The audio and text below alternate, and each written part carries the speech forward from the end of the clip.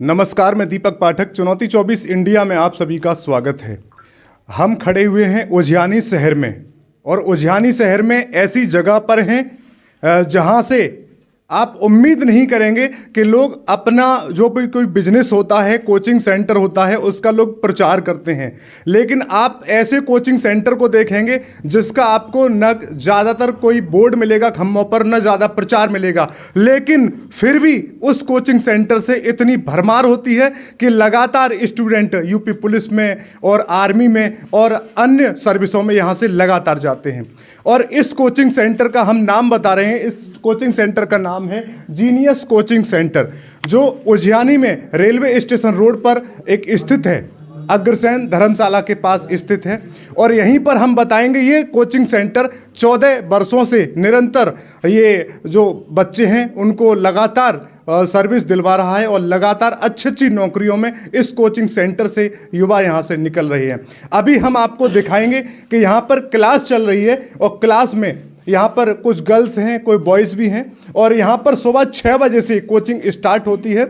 और उसमें कोचिंग में आपको यहाँ देखने को मिलेगा जो अभी ऑन ड्यूटी हैं, एसआई हैं, कांस्टेबल हैं, वो भी अन्य आगे प्रमोशन के लिए यहाँ पर तैयारी करने के लिए आते हैं। आप समझ सकते हैं, जो ऑन ड्यूटी एसआई और कांस्टेबल और अन्य अधिकारी अगर यहाँ कोचिंग के लिए आ रहे हैं तो यहाँ कुछ न कुछ खासियत होगी। यहीं पर हम प्रूफ दिखाएंगे।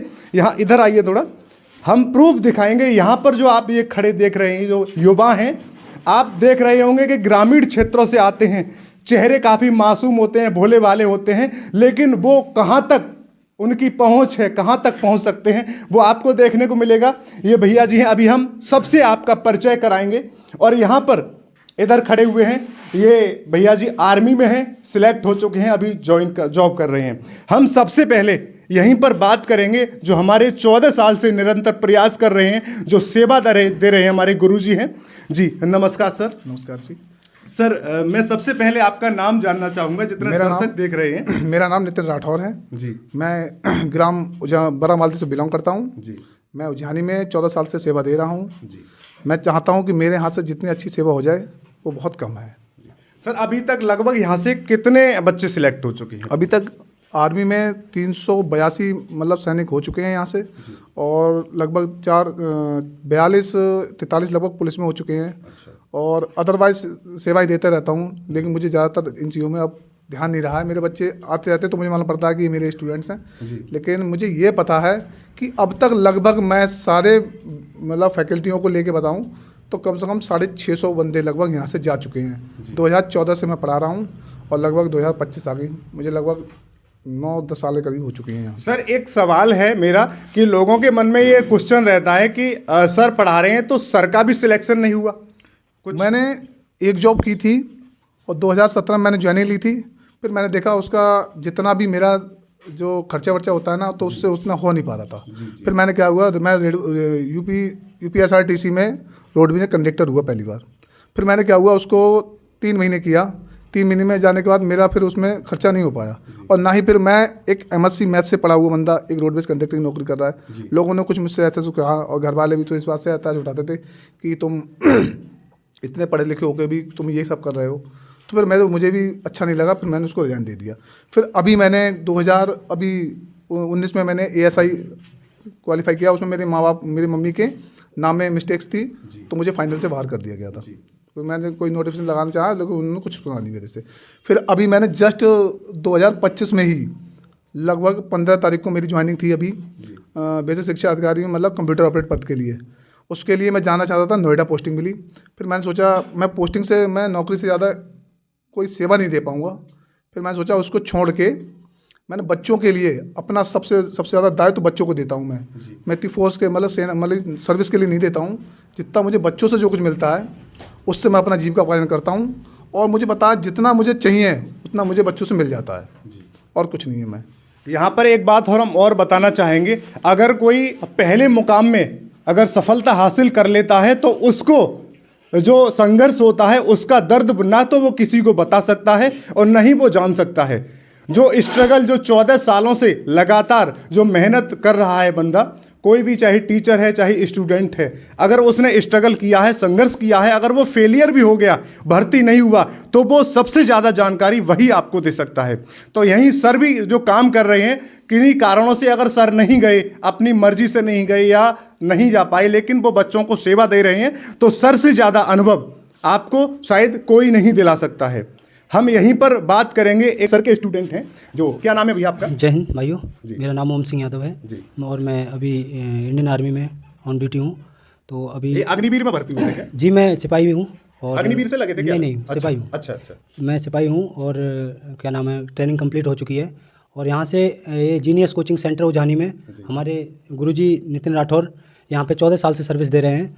और इनका मुझे मानना है, मैं कई बार भर्तियों से अनफिट हुआ हूँ, फाइनल से अनफिट हुआ हूँ, तो मुझे मानना है कि यहाँ से मेरा 2 बार, एक बार अग्निवीर बरेली आर से एग्ज़ाम क्वालिफाई हुआ था, उसके बाद मैं उधर लद्दाख स्काउट रेजिमेंट सेंटर है जो लेह में, वहाँ पे मैं ओपन भर्ती से सिलेक्टेड हुआ हूँ।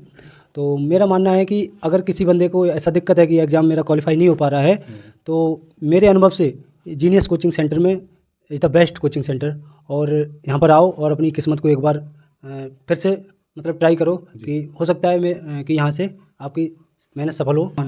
आप देख सकते हैं टीए टेरिटोरियल आर्मी जो है वो, उसकी रेस जो बहुत खतरनाक होती है, क्यों उसमें जो क्रीम लिया जाता है, क्रीम ऊपर का जो मलाई होती है उसी को लेते हैं, लेकिन उसको फालतू को नहीं लेते हैं। इसमें बहुत हैवी ग्रुप बनता है, उसमें से 2-3 लड़के ही पकड़े जाते हैं। और आप जो हमारे पीछे देख रहे हैं, यह वही शख्स हैं।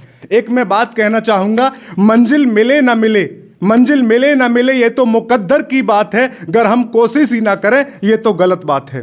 अगर ये आज कोशिश नहीं करते तो ये आप देख रहे हैं, ये इंडियन आर्मी टेरिटोरियल आर्मी की रनिंग क्वालिफाई करके सर के पास जीनियस कोचिंग सेंटर पर यहाँ पर अध्ययन करने के लिए आए हुए हैं, ताकि ये और आगे का मुकाम हासिल कर पाएँ, परीक्षा में पास हो पाएँ, ट्रेनिंग को जा पाएँ। हम नाम जानना चाहेंगे, भैया नाम क्या है? नितेश। तो आपने कौन सी भर्ती है आपकी ये? हमारी सर, पहले तो मैं बीएसएफ में गया था, उसमें फिजिकल क्वालिफाई कर दिया। अच्छा। और उसमें मेरी हाइट कम बैठी सर। अच्छा। फिल कर दिया उसमें। ये मतलब कितनी भर्ती है आपकी लगातार, कौन सी भर्ती है? तीसरी भर्ती थी। तीसरी भर्ती। तो आपकी रेस क्वालिफाई हो, कितने सालों से तैयारी कर रहे थे? 3 साल हो गए लगभग सर। अच्छा अच्छा। मेडिकल हो गया आपका? मेडिकल हो गया सर, अब पेपर रह गया है खाली, यहाँ पेपर में तैयारी करेंगे तो अच्छा हो जाएगा। अच्छा हो जाएगा। जी, आपका नाम? मेरा नाम अनूप यादव है। कौन सी भर्ती है आपकी? मेरा 3rd अटेम्प्ट है ये। अच्छा, तो आपने कितनी सालों से तैयारी कर रहे थे? मैं 2021 से तैयारी कर रहा हूँ। अच्छा, तो रनिंग लगाते टाइम आपको कोई प्रॉब्लम आराम से लगा दी आपने? हाँ, वो तो लगी जाती है, क्या प्रैक्टिस करते परेशानियों हैं। का सामना हुआ भर्ती के टाइम पे? कोई परेशानी नहीं है, यहाँ पे प्रैक्टिस करके जाते हैं तो। अच्छा, मनोज यादव, आप किसकी तैयारी कर रहे हैं? इंडियन आर्मी इंडियन आर्मी की। अभी कोई भर्ती देखी है आपने? सेकेंड है। अच्छा, सेकंड है। अच्छा अच्छा, बहुत अच्छा। आपका नाम? इरफान जी। आप रनिंग मार चुके हैं अभी? जी टेरिटोरियल आर्मी की? जी। तो वहाँ के बारे में कुछ बताएं, जो दर्शक हैं, अभी जो स्टूडेंट तैयारी कर रहे हैं, जो टेरिटोरियल आर्मी में जाना चाहते हैं, तो वो क्या कर सकते, वो क्या करना चाहिए उनको? प्रैक्टिस रखनी चाहिए तगड़ी। अच्छा, कुछ टिप्स बता दो। अगर आपने टीए की रनिंग मारी कोई है तो कुछ तो टिप्स होंगे रनिंग मारने के? टिप्स में प्रैक्टिस होनी चाहिए थोड़ी, बस। कुछ कैसे रनिंग मारनी चाहिए उनको? ज़्यादा तैयारी करनी चाहिए, ज़्यादा टाइम तक। उनको दर्द वर्द ना हो, इसका थोड़ा सा बता दो कुछ। दर्द क्या है? दर्द ना बने। दर्द नहीं होता है, दर्द होता ही नहीं है। अगर जवान इंडियन आर्मी की तैयारी करे उसे दर्द ही नहीं होता। हम यहीं पर बात करेंगे, आपको देखने को मिलेगा कि जो लड़कियां हैं उनका स्थान सबसे आगे रखा जाता है। आप कहीं भी किसी विभाग में जाएंगे, टिकट लेने के लिए अगर स्टेशन पर जाएंगे तो कितनी भी लंबी लाइन हो, लड़कियां महिलाएं अगर आगे चली जाएं, सबसे पहले टिकट उनको मिलता है। यहीं पर हम बात करेंगे, यहाँ कुछ एक कन्याएं हैं और ये देश का भविष्य हैं, जो हर किसी विभाग में आगे बढ़ रही हैं। जी, आपका नाम क्या है? काजल। काजल। तो काजल जी, किस चीज़ की तैयारी कर रही हैं आप?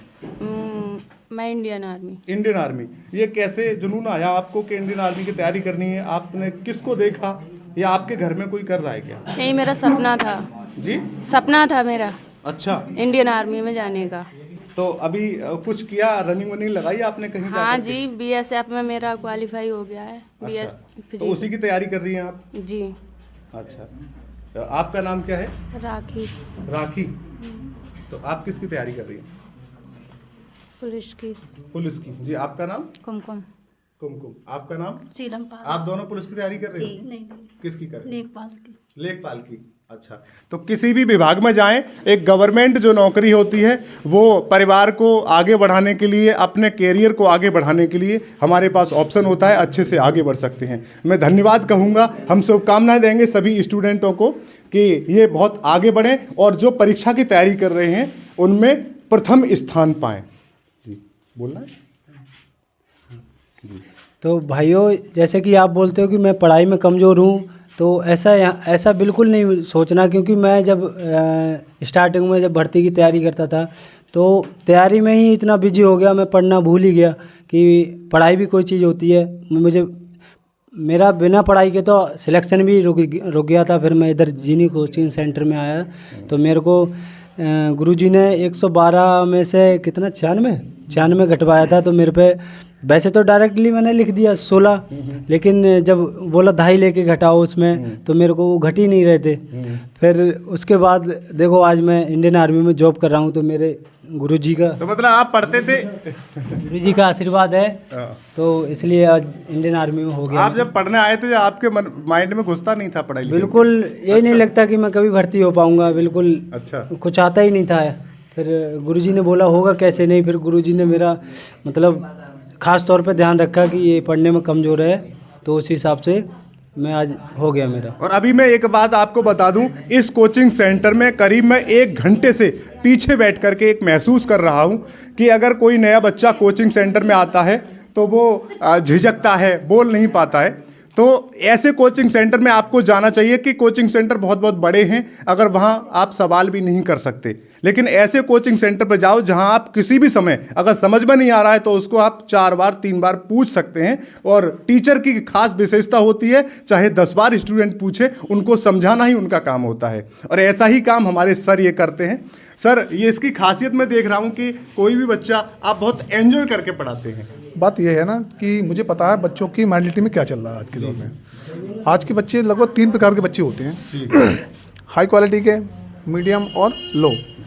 तो मुझे पता है हाई वाले तो पढ़ ही जाएंगे और मीडियम वाले अपने तक पहुंच जाएंगे वहाँ तक, लेकिन जो लो क्लास के हैं ना वो नहीं पहुंच पाएंगे। उनके लिए मनोरंजन लेकर, जैसे मैं कोई बात कहूँ उसमें कोई ऐसा थॉट डाल दूँ जिससे कि बच्चों को हंसी आए और उनको समझ में आना चाहिए वो बात को। वो मान लो प्रैक्टिकल तौर पे नहीं सीख पाते हैं तो उन्हें बातों से सिखाओ, अगर उससे भी नहीं सीखे उनको डायग्राम बना के सिखाओ। अगर ऐसा करके सिखाते हो तो मेरा मानना है कि उन बच्चों को, जैसे सब हाई क्लास के बच्चों को मान लो कि 10 दिन में समझ में 10 दिन में पूरा चैप्टर हो रहा है, तो मुझे पता है जो लो क्वालिटी के बंदे हैं उनके लिए 15 दिन में 100% आने लगेगा। अगर आप डायग्राम बनाकर या कोई चीज़ डायग्राम बनाकर ऐसा कोई थॉट बनाकर सिखाते हो तो वो थोड़े दिन में सीखना अपना भी शुरू हो जाएंगे। ऐसा नहीं है कि वो नहीं सीख पाएंगे, ना सीखने वाली कोई चीज़ है ही नहीं आज के ज़माने में।